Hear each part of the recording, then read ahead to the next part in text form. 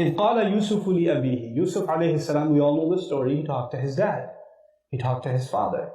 And the language, it has many isharat in it. إِذْ, actually the word إِذْ is used for a particular time. So when, at a particular moment, Yusuf alayhi salam spoke to his father. Now, when the child speaks to you, is actually seems to indicate that it was on the child's schedule. When the father speaks to the child, then it's on the father's schedule. The father decided what time you should speak. The child decides in this case what time you should speak. Now, a father, which we're going to learn actually in the opposite case in Surah Luqman, the father speaks to the son. إِذْ قَالَ لُقْمَانُ لِابْنِهِ. It's the other way around. When the father speaks, as opposed to the child speaks, there's a difference. A father can pick, what's the best time to talk to my child? When is he going to listen to me well? If I know that he's in the middle of something right now, or he's busy, or he's heading off to school, or he's upset right now, maybe it's not the best time to talk to him. Maybe I should be smarter about when I should pick a time.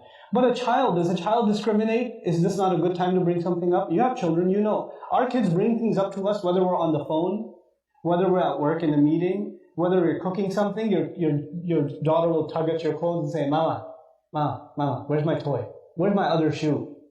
Right? They don't say, well, maybe this is not a good time.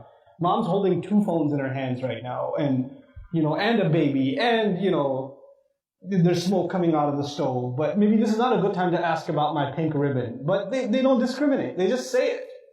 And then you say, could you hold on? I'm going a little crazy right now. Because we do that. Because we say, why don't you have the sense to know what is a good time to talk to me and when is not a good time to talk to me? The first point I'm trying to make is parents can discriminate when is a good time and when is not a good time. We're smart. We're adults. Children don't discriminate. Children, whenever a feeling comes in their heart, whenever a thought comes to them, they say it. They don't figure, I don't know, I think this is not a good time.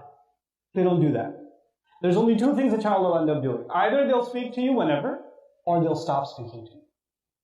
They're not going to go in between and say, I should schedule my comments with my parents. They don't have that emotional intelligence. You can't expect unrealistic adult-like things from children. That's an adult expectation from a child.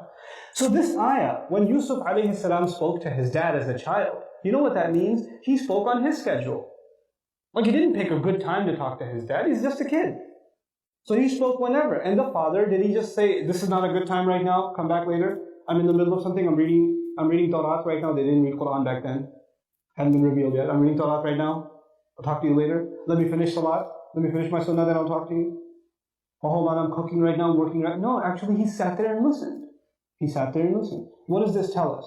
It tells us that in a society, especially in a society where there are all these different elements and forces that are taking people away from Islam, one of the things that we have to go out of our way to do is to be good listeners to our children whenever they need us.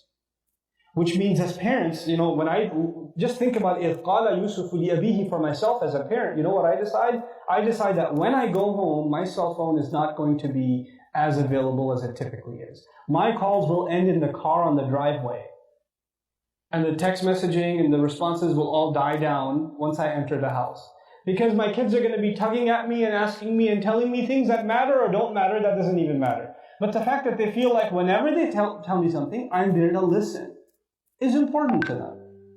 I have 6 kids. One of them is going to come with me with an art project. The other one made a box. The other one, just bent a straw and thought that was the most amazing thing they've ever done. Or they're going to come with random things. I'm not going to say, bring me something more impressive than that next time. Or don't waste my time. No, I need to make them feel like I'm there to listen to them.